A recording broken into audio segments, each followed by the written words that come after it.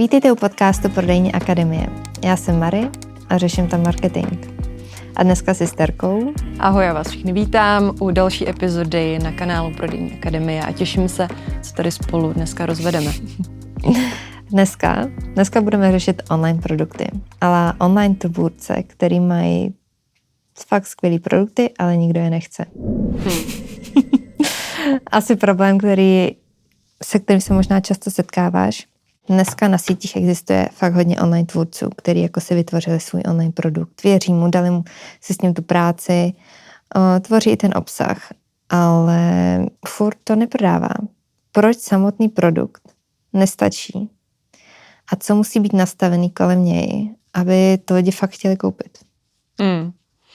Já myslím, že tady je chyba často už i na té úplně první stránce a to je ta nabídka toho produktu, protože to, že je něco digitální produkt, neznamená nutně, že to lidi budou chtít a že to budou kupovat. To znamená, že ta část, kterou spousta lidí přeskakuje, je přesně ta část průzkumu trhu.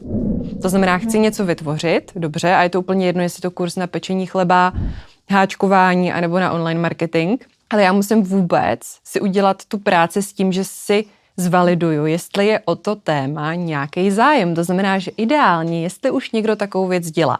A často od klientů slyším jako, hele, to je prostě díra na trhu, to tady jako nikdo nedělá, panebože to musíme začít dělat hned, ale ono často to, že to nikdo nedělá, má nějaký svůj důvod. Pravděpodobně to, že už to dalších 100 lidí zkusilo a nefungovalo to. Takže to, že nikdo nedělá to, co vy vždycky nutně neznamená, že je to dobře.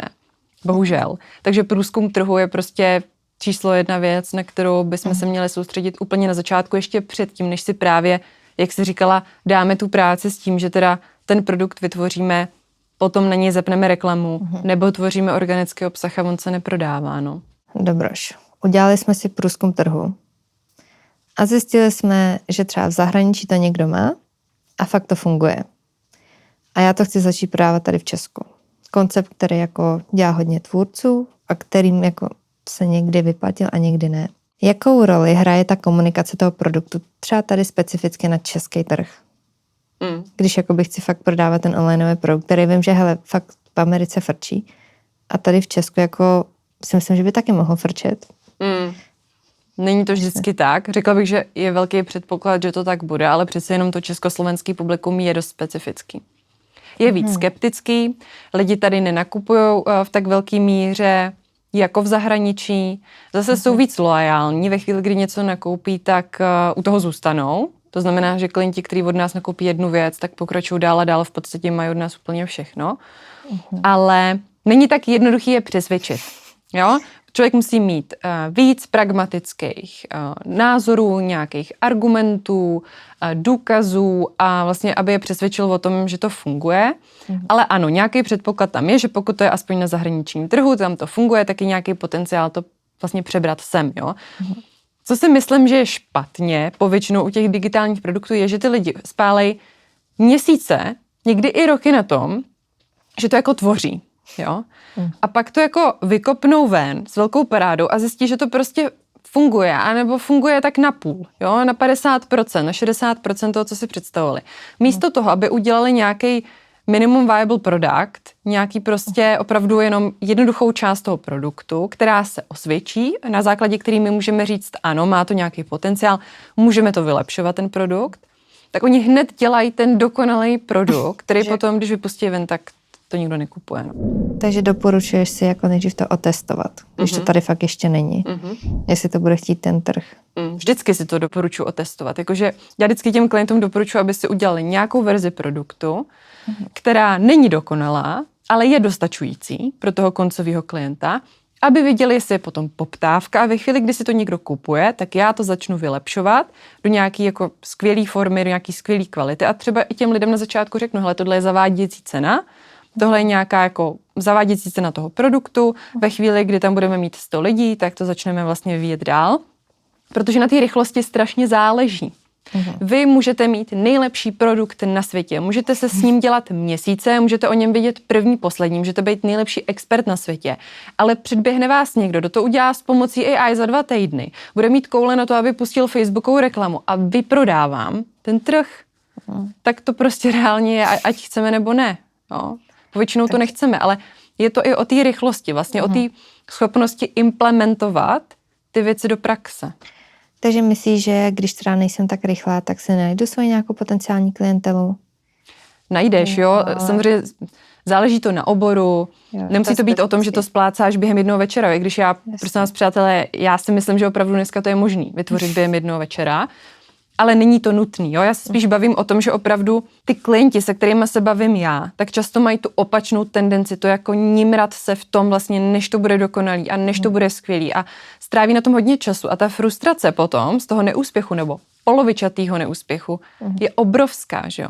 Ve chvíli, kdy já na tom strávím večer, jo, nebo víkend, dobře, pokud mám to know-how, dokážu ho předat do AI, nechám si pomocí toho vytvořit ten digitální produkt, spustím nějakou reklamu, tak já už můžu odhadovat a tak mě to tak nebolí. No tak dobře, tak vytvořila jsem něco, o co není teda poptávka, není o to zájem. Když to budu tvořit půl roku, dám do toho svoje úspory, energii i čas a ono se to nebude dít, no tak budu mnohem víc frustrovaná samozřejmě. A to je podle mě dost velká past, že jednak se ten průzkum trhu nedělá vůbec, nepřizpůsobuje se tomu ta nabídka v podstatě toho produktu a taky, že se snažíme hned to mít dokonalý a dělat všechno skvělé a potom ti předběhnou lidi, který to kašlou a jenom vydají jenom nějaký jako random věci. Já nevím, jakože asi bych to nenazvala, že úplně vydávají jenom random věci, ale prostě, že udělají to, co je nutný a jsou dobrý v marketingu. A to prostě bohužel, jako, já nevím, jestli říct bohužel, jo, to je prostě realita, takhle to jako funguje a to prodává. A my se můžeme jako tady prostě teďka kvůli tomu brečet a stavět na hlavu, anebo si můžeme říct, dobře, tohle je realita, zejména v té éře umělé inteligence. Já mám ale to skutečný know-how, něco navíc, co můžu přinést na stůl, tak se naučím k tomu ten marketing, ten základ, abych to mohla co nejdřív vlastně uvést na ten trh a mít tu konkurenční výhodu. Takhle bych nad tím přemýšlela já. To, že já tady budu jako fňukat a brečet, že to nejde a že mě někdo předběhl, je taky scénář, ale často nefunguje v praxi. Dobře. Dejme tomu ale, že už mám teda dobrý produkt. Nebo takhle, jak poznám, jako jestli je chyba fakt v produktu nebo spíš v té komunikaci. Protože někdo fakt může mít dobrý produkt, ale prostě to neumí prodat. Jako. Když třeba přesně vidím, že konkurence má úplně to stejný, co já, možná i horší, ale prodává a já ne. No, tak v tom případě jako víš už naprosto jistě, že je chyba v tvojí komunikaci, v tvém prodeji a ne v tom produktu. A vždycky je to o těch číslech, že ty máš nějaký marketingový funnel, i kdyby ten funnel měl být, že přispívám příspěvky na Instagram nebo na Facebook, tak mám nějaký čísla, že mám nějaké jako zapojení, nějaký engagement, nějaký dosahy, nějaký prodej, nějaký prokliky na prodejní stránku. Na základě toho já můžu usoudit, kde je zakopaný pes. Jako já vždycky se snažím čísla takže, černý na bílém a orientovat se podle čísel. Pokud vidím, že ty lidi mají zájem, že mají zájem o to téma, že se mi prokliknou na tu stránku, že si píšou pod ten příspěvek o to, abych já jim poslala víc informací do zpráv, ale oni nekupujou, tak je problém na té prodejní stránce. To znamená, že já jsem nedokázala vypíchnout tu kvalitu toho produktu, nebo nemám sestavenou tu nabídku toho digitálního produktu tak dobře, aby to pro ty lidi bylo vlastně maximálně jako benefitní a chápali tu přidanou hodnotu. Protože všechno je to o tom, vždycky největší pain, největší bolest je sestavit tu nabídku. To prostě trvá dny, než jako zjistíš, co je ta hlavní nabídka, co je ten bonus. Pokud jste ještě neviděli epizodu, kde se bavíme o neodolatelné nabídce, tak si ji určitě pustíte. Já tam rozebírám víc do detailu. Ale to je vlastně to, co moc lidí jako neumí. Oni neví, jak to prezentovat. Takže oni tam napíšou online kurz se 6 moduly. Jako nikoho to nezajímá, prostě jestli má 12 modulů nebo 6. Jo, všechny zajímá ten benefit, ten přínos a potom samozřejmě i to, jak je ta nabídka sestavená. Ještě vlastně k tomu se přidává ten prvek té umělé inteligence, který může tu hodnotu toho produktu jako zvednout a těm lidem třeba urychlit ten výsledek. Takže to je velká změna v dnešní době. No. Dobře, co podle tebe lidi nejčastěji fakt komunikují špatně? Máš nějaké jako příklady, co je taková jako častá chyba, se kterým se jako setkáváš skoro denně? No, řekla bych, že jsou málo specifický. Že mluví hodně vágně, jakože tak u mě je to jasný, jo, neprodáváte, ale co kdybych místo neprodáváte, řekla právě tohle, jo, že máte na svých příspěvcích spoustu zapojení, komentářů, lidi vám píšou do zpráv, ale nenakupují. Tak už je to nějaká konkrétní situace toho klienta. Když to vztáhnu třeba úplně na jiný obor, jo, třeba výchova dětí, tak já můžu vyjmenovat situaci, která je konkrétní, to znamená, že třeba na to dítě křičím, potom je mi to líto, potom se jdu jako omluvit, další den se to děje znova, anebo můžu zůstat vágní a můžu říct, nezvládáte svoje emoce. A to jsou jako velmi dva různý způsoby komunikace, protože nezvládáš svoje emoce, já můžu mít pocit, že se mě to týká, tak jako na to už půl. mě jako by trochu pušlo. To tě trošku pušlo, ale nepušne tě to, jo? Protože my obecně jako lidi máme tendenci ty problémy upozadovat.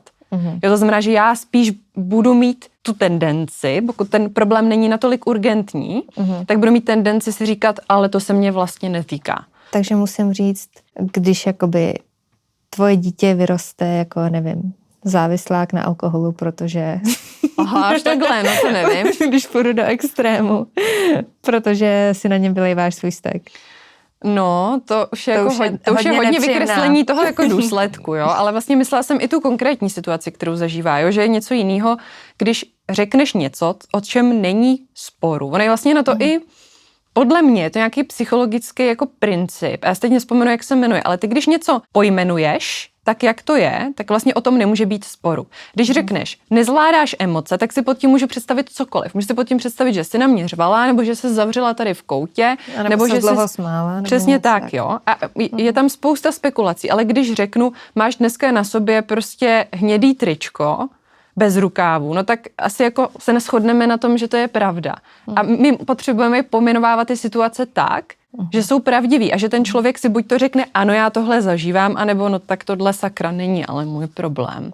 A tím pádem si hezky vyfiltruješ ty lidi. Takže já si myslím opravdu, že hodně je tohle problém těch lidí, že se nedokážou vžít do těch situací těch lidí, nebo jsou prostě líní, anebo mají pocit, anebo to jako neumí vlastně pojmenovat tu specifickou situaci, aby se v tom vlastně ten jejich ideální klient jako poznal.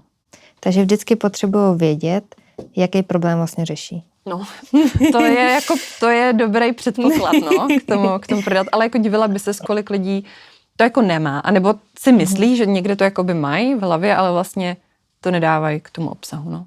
Je takhle. Takže oni vědí, jakoby, co řeší, ale vlastně je to jakoby neukazují ten problém té cílovce v podstatě. No, to totiž bolí, jo. To bolí nad tím přemýšlet. Dobře, a tak co ten člověk teda řeší? Jak se to projevuje na bázi každého dne? Jak to můžu říct víc jako specificky? Jak to můžu vlastně jako udělat, jo? Takže ono to bolí a zase je menší procento lidí, kteří jsou ochotní to jako udělat a vlastně potom je to dost znát, jo? Potom ty lidi se v tom poznají, najednou chápou, že ano, je to skutečný problém, najednou já chápu, že to je problém, který chci řešit a už se zajímám o to, jak ho vyřešit. Kdybys měla dát 3 základní kroky někomu, komu online produkt stojí, fakt jako neprodává. První 3 věci, které má udělat. A už jsem frustrovaný, naštvaný, prostě mi to absolutně neprodává, nevím, co s tím. Čísla. Podívat se na čísla. Kolik lidí bylo na mojí prodejní stránce, i když nemáte zaplou reklamu, prodáváte to jenom v uvozovkách organicky. Běžte se podívat na čísla. Kolik lidí bylo na vaší prodejní stránce versus kolik nakoupilo. No, pokud je to jako opravdu nějaký nízký konverzní poměr kolem žádná celá 5%, tak víte, že máte jako problém na té prodejní stránce. No a nevím, jestli vymyslím další 2, ale jeden asi jo. Bylo by fajn, kdybyste buď to zkusili tu vaší prodejní stránku poslat někomu, kdo vůbec neví, co děláte, někomu cizímu, a aby vám zpátky řekli, co vlastně prodáváte. Jestli vám to dokážou interpretovat zpátky, protože často to jako nedokážou, jo? Často vlastně si říkají, je to úplně jasný, co prodávám. No, není často. A nebo to dejte umělé inteligenci, tady ten úkol. Tady je moje prodejní stránka, tohle je produkt, který prodávám ho už delší dobu, nedaří se mi to prodávat. Teďka mi z pozice někoho, kdo mě vůbec nezná, neví vůbec, co prodávám, řekni, co vlastně na té stránce vidíš a jak chápeš to, co prodávám. To je skvělý závěr. A kdybyste chtěli, tak vám v popisku dáme prompt, jak to přesně zadat do umělé inteligence tak, aby vám vyšel nějaký relevantní výsledek a ne nějaký obecní věci, protože každá umělá inteligence funguje trošku jinak. To ráda. Tak tohle to bylo dost užitečný. Doufám, že jste si taky odnesli z toho to, co potřebujete pro svoje podnikání a budeme se těšit u dalšího dílu. Budeme se těšit, mějte se krásně a ahoj.